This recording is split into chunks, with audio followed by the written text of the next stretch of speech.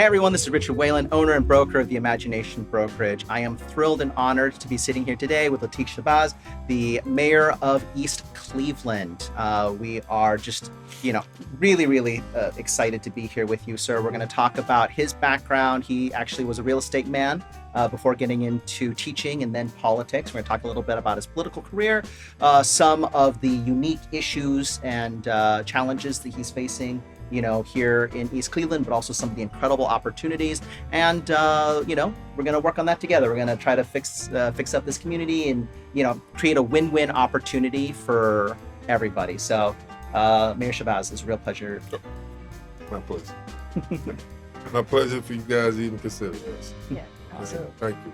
Mayor Shabazz, tell us a little bit about yourself. I understand that you actually worked in real estate for a number of years. Let's talk about your background a bit. Yeah, well, I worked in real estate, but I was in Chicago, Chicago area. And where I like this area better, Chicago is flatland. Okay, we have hills and trees. Yeah. You know what I'm saying? And they have a lake too, but our lake is north of us, so it keeps the city in a cool position. We have maybe 4 or 5 days and the weather is over 90 degrees, but basically it's an 80 something, 70 something, even in the summer. And we have 4 seasons, but lately we haven't had the winter that we used to have. So winter is nice, if you like wearing fur coats and stuff, this is the place to be, and we have a lake, which don't look like most lakes. It's a huge lake, Sure.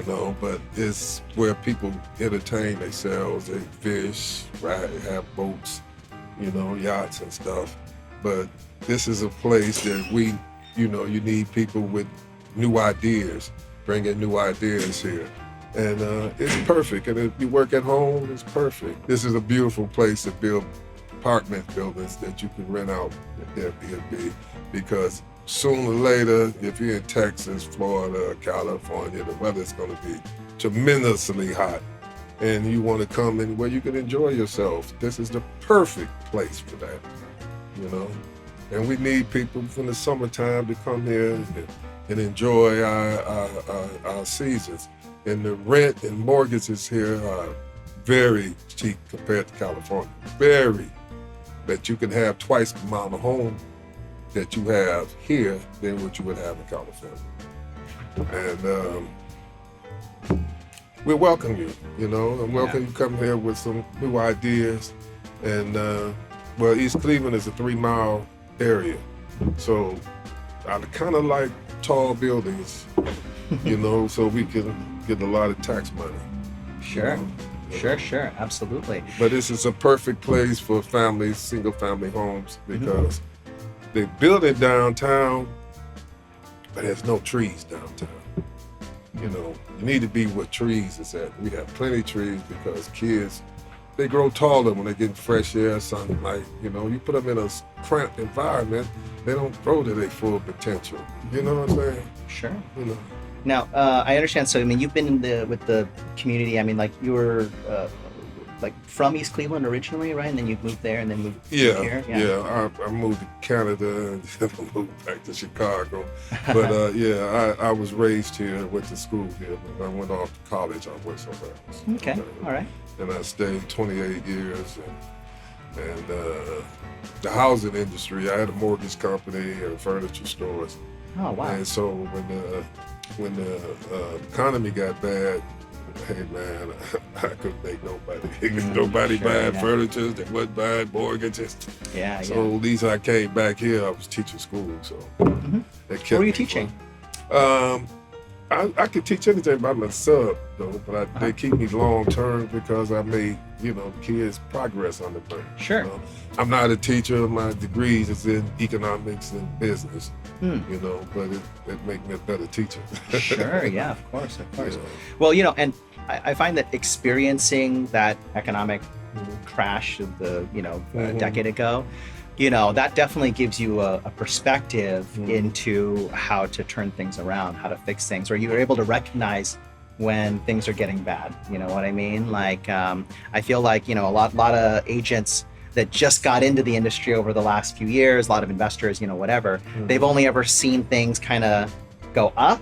And now that like real estate's not so easy right now with the way the economy is, with the way the interest rates are and all that, all of a sudden everybody's just dropping off like flies. And it's just really just the people that have been through the hard times that understand how to stick it through and continue to improve the community and continue to invest and continue to find the good opportunities for all the investors to make some money and also improve the community.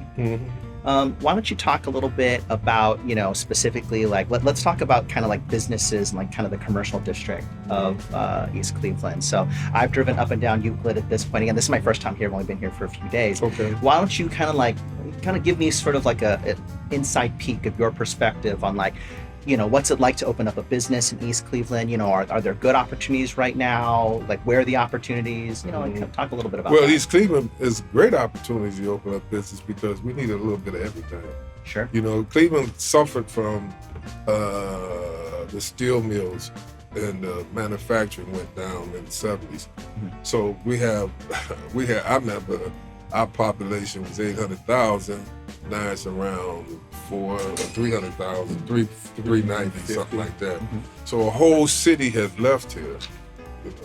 So it needs to be bring in new industries. You know? It's perfect for if you work at home. It's perfect for it. Environment. And I was, when I lived in Chicago, man, I was so tired of traffic jams. Sure. When rush hour, you're driving 45 miles an hour here. Yeah. Still at 15 miles an hour, stop, wait 3 minutes, drive another 10. That's not here. You know what I'm saying? Oh, you guys think that's traffic? You should see Southern California. Oh, no, I'm just using Chicago because that's where I lived at. California, Washington, D.C. is the worst I ever been. Sure, yeah, of course. Of course. I lived in downtown LA, right when it was sort of like coming up. I lived in South LA when it was sort of on its way up.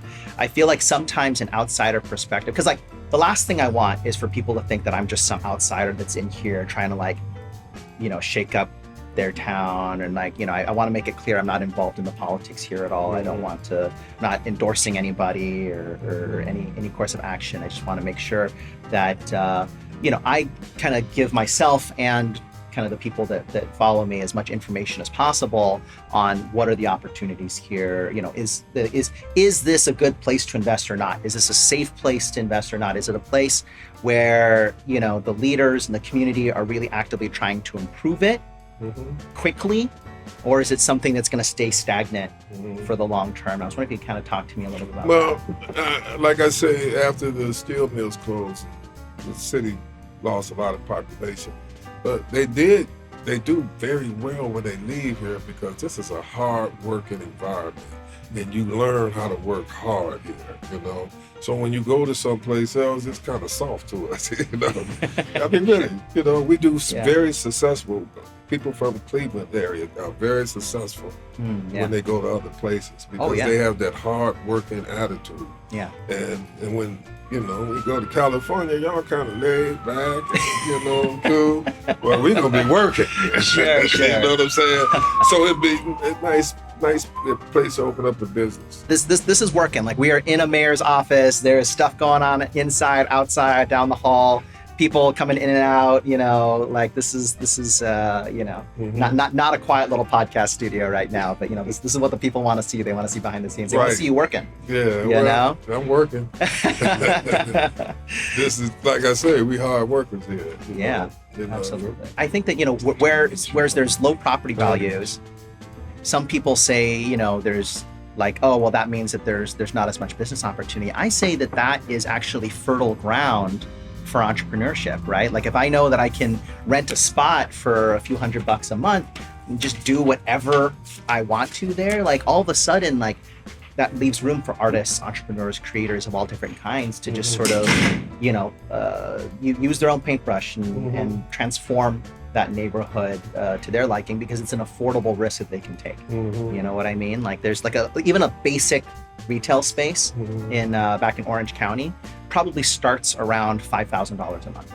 You know what I mean? Like somebody who's just getting started with their music career and wants to open up a music studio, like that's not going to happen. $5,000 a month, you're going to lose your life savings like that, and then you're done, right? Come to a place like East Cleveland, all of a sudden, hey, you know what? Let's do a recording studio. Let's do a pottery studio. Let's do a vinyl record store. Like whatever you're passionate about, whatever you want to just kind of like, you know, come here and just, you know, give it a shot. You know, like I said, with New York, the rent they paying there, that's two mortgages. Yeah. You know, you could have 2 houses for that price, easily, and nice, with good schools. You know, if you're paying $2,500 a month for mortgage, you're in a decent neighborhood here, which someplace else, that's just average. You be in a decent neighborhood and your kids are going to a school that's probably just as good as any private school. You know, so this is a place you're raising families, you give them a good opportunity to get a good education. And, you know, because I believe in education. That's, you know, invest in education. Make sure your kids have the best education, because, you know, like when I came back, you know, my mom was, you know, she was elderly and she was a widow. And she lived 15 years while I was here with her. You know what I'm saying? And, you know, and it was like, I didn't even age. You know, I was worried about, hey, man, I'm getting old. I got to get somewhere where I can, you know, recruit, you know. But, you know, it was perfect. You know, she lived the extra 15 years, you know, and I came here and I'm mayor of the city. You know what I'm saying? I didn't age at all, you know. It was a good place to come, read your book. I'm a reader, so I love reading. And we got beautiful parks here, you know, so if you type of person that want to be in shape, this is perfect. If you live in a healthy lifestyle, this is the perfect place to live. Oh, actually, you know what? There's one more thing I wanted to ask. I heard that you ran for Congress a few years ago. And so, I mean, like you've been, you know, wanting to be a public servant for a while now. Like what first got you interested in politics? And, well, school, you know, teaching school. And I would see the kids, you know, I seen some that seemed to be lead poison. I seen some that, you know, probably parents was using drugs or neglect them because they was on drugs. So that made me want to get into politics to tell them what's the problem. Now, I knew I probably wasn't going to win because I was new in it, but now I got the people I ran against, and I ran against reparations for the descendants of slaves. And now they out making big money public speaking on that, you know, that issue, which they wasn't aware of the issue or involved in it. But now that make me feel like I won, you know. The things that I was interested in, now other politicians who was more advanced than me took it on. Sure. And I was talking about how the kids I thought was lead poison. Now they changing the pipes, which in this area hadn't been changed in 100 years. Sure. Okay? Now they changing the pipes. So, you know, I feel like I won.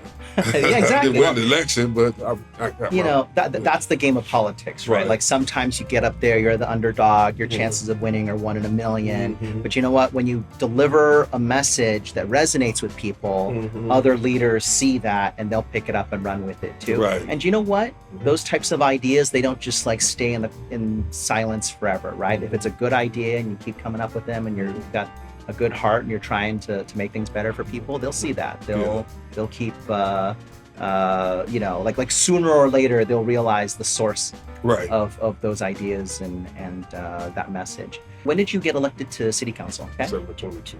Oh wow, okay, all right. Yeah, talk to me a little bit about that. I mean, so was that your first political position? Yes. And I mean, what was that like, kind of like getting into city council? You know, it was like learning a new language. Because I've been in corporate America all my life, so I know corporate America. So now I'm learning a new political. But I have geniuses around me all the time, so it makes me look good. Sure. Yeah. Well, all right. Now, so people, your constituents will recognize him. I was wondering if No, you he was could, an ex-mayor. yeah, exactly, right? People in California have no idea who this guy is. So I was wondering if you could just, he's not mic'd up, so he can't he can't speak for himself. But maybe the mayor would like to brag about him a little bit and kind of embarrass him a little on camera. Well, sure. He's a what you doing for a living, man? I've been doing political consulting. Yeah. No, what you doing? My website, EJB News. Yeah, I'm a journalist. I've been a journalist. Oh, okay. All right. Gotcha. He's a journalist. I don't know. Is the audio coming in? So he's the reason. Yeah. Okay. Right. Good. He's the reason I'm in this seat. Yeah. Okay. Yeah. I got smart people around me. Sure. Yeah. He's top dog. That's a good name for you, top dog. I'll take it. Sounds better than chief. Sure. Fantastic. All right. Well, cool. And all right. So Congress and City Council, and then at some point, again, I don't want to get into all the political stuff, right? Mm-hmm. But just talk to me about what made you decide to then kind of jump over into mayorship. Well, I was the president of the council. Yeah. And so the mayor was indicted. Mm-hmm. And so when he was convicted, then I, the president of the council, go to the mayor's office. Sure, yeah. Okay. Mm-hmm. So we had a fight about that. Oh, yeah. And somebody else wanted to, they wanted to pick somebody other than me. So we was in a court battle, and we're just a rookie team, but we beat these politicians who've been in business for 20-some years, beat them up, made them look bad. Sure. That's what I'm most proud of. Oh, and good. that's my ability is to put people together. Sure. And I know who got talent to put on where. Right. That's what, a good business leader do. Sure. I pick that up of being in business. Yeah. Now, how do you see kind of the role of the mayor in, I guess, improving East Cleveland and making it a continuing kind of, prosperous place and a good place to invest? Well, it's a good place to invest because it's very cheap here. Mm-hmm. Okay. And like I say, my thing is to get the school system back in order here and the safety, make the people feel very safe here. So I'm working on the police department, I'm working on the educational department, because you guys know, you in real estate, those would make a community keep its value up. Safe policemen, good schools, those what you want to build in those environments. So I'm doing the hard work right now to get you investors to come in here, because crime is down. Yeah. Which we don't really have a big crime problem. Sure. But if we keep outside sources out of here, Yeah. Yeah. Mhm. And now, I guess, just right. So now you've sold us on investing in East Cleveland. Mhm. I guess the next kind of question is I don't know, where do we start? Where do you see kind of the opportunities within East Cleveland? Is there a specific, neighborhood, a specific type of property? You know what I mean? If you had to, as a real estate man, sort of guide people towards where to go, what they should look at, what they should consider, what would you say? Well, I think every place in East Cleveland, all the 3 wards, is a good place to invest. Mm-hmm. Really. Yeah. I think so. Probably close to University Circle, Sure. because you have where people can go and have recreational funds. You can eat, and we got the what is that place? The music place. The Cleveland Symphony Orchestra. Yeah, one of the best in the country. Yeah. In the world. Man. It's one of the best in the world. Yeah. We went and had dinner down there one of the nights. They've just been taking me on a whirlwind tour around town, and I feel like people meet me and they assume I just want to eat at the most expensive restaurant that's nearby. You know what I mean? I'm just a regular guy. He's giving me that look. I'm a normal guy, okay? I had McDonald's for lunch today, and I'm perfectly happy, right? But What made me happy.